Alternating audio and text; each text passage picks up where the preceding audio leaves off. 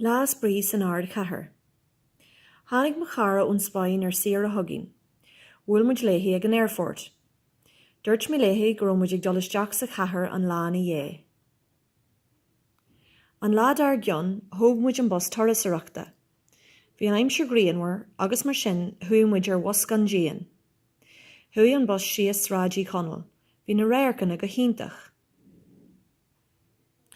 Bhuaigh léithe cáiliste na tróide eiceil, mar thuailh sí a lán faoin ollscoil sin. Bhuaigh léithe leor cheannaine se eiceil agus rud éigeanna oíche sa bhéalann. Tháinig muid Muséum Pharc an Crocaí. Thuaigh muid hiag an zoo agus hat an gardí na nanmhaithe go mór linn. Thug muid cuirt ar an stáide bhíomha freisin. Thuaigh muid ag siopadaireacht ar thráid Grafton. Cheannaigh muid a lán rudaí deasa. Bhí ocras agus tartarín agus thuaigh muid go burcs. Díobh muid ceaparí agus dul muid cupán caifé. An oíche sin, thuaigh muid amach chun drama eiceil. Thuaigh muid go dtí orclann na manastrach. Bhí an drama The Field ar siúl. Bhí sé go hiintach.